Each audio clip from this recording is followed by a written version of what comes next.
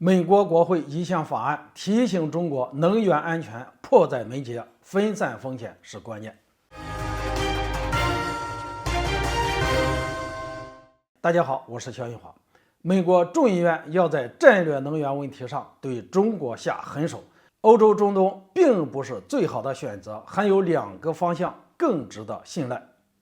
近日有消息传出，美国众议院通过了一项法案，禁止向中国出口战略储备的石油资源。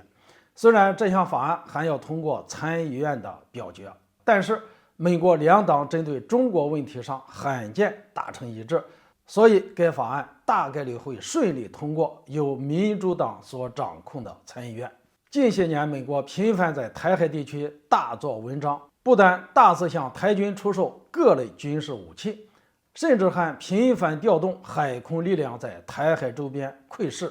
如今这种举动就显得更加的危险。我们现在甚至有理由相信，美国正准备在台海地区和中国发生冲突。美国智库认为，能源问题是中国的软肋，因为中国石油储备并不丰富，每年都要从全球进口大量的石油，所以要想给中国制造麻烦，最好的方式就是在能源问题上对中国下狠手。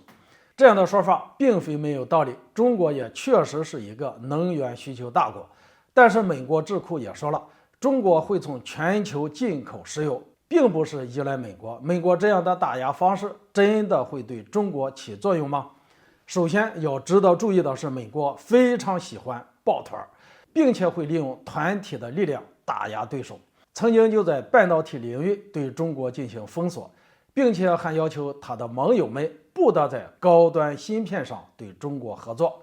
所以在我看来，美国禁止向中国出口石油资源只是第一步工作，接下来美国大概率会要求其他盟友们与自己保持一致。在美国霸权的威胁之下，相信有不少国家跟随美国的脚步。那么如果真的发生这种局面，我国该怎样破局呢？有人觉得美国因为收割欧洲财富，以及在石油减产问题上和中东闹僵，所以中国可以把目光看向欧洲以及中东，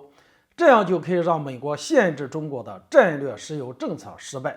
但是在我看来，这并不是最好的选择。为什么这么说呢？我们首先来看欧洲，的确，欧洲不乏挪威、丹麦等一些产油大国，但是俄乌冲突让欧洲的局势变得非常的紧张。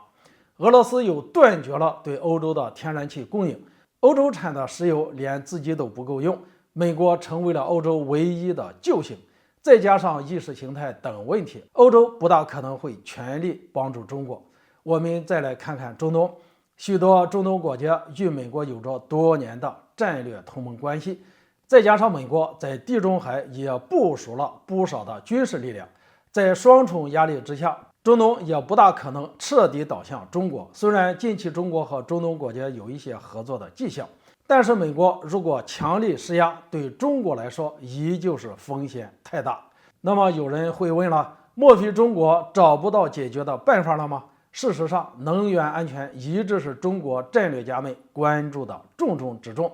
分散风险的工作一直都在做。说白了，就是力求渠道多样化。我们会同时从海湾产油国合作，也会和俄罗斯合作，甚至非洲小国安哥拉也一直和中国保持着密切的合作关系。根据数据显示，从2004年开始，安哥拉就将50%的出口石油销售给了中国。其实在非洲有不少的石油生产国，中国完全可以与大量的非洲国家加深合作。虽然说不能完全解决中国的石油问题，但是应该能够缓解不少的压力。另外，根据前些时候石油输出国组织发布的报告，拉美国家委内瑞拉日均产油量能够达到71.7万桶，而且委内瑞拉就因为石油问题和美国闹得很凶，所以中国只要能够承诺一些利益，加大在石油上的合作，相信委内瑞拉也会和中方保持长期的能源合作。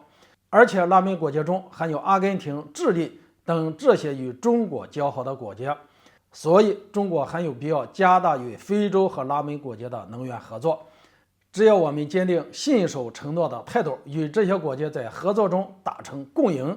相信美国这种断绝战略能源的战术最终必然会失败。好了，今天就说到这里，咱们下次见。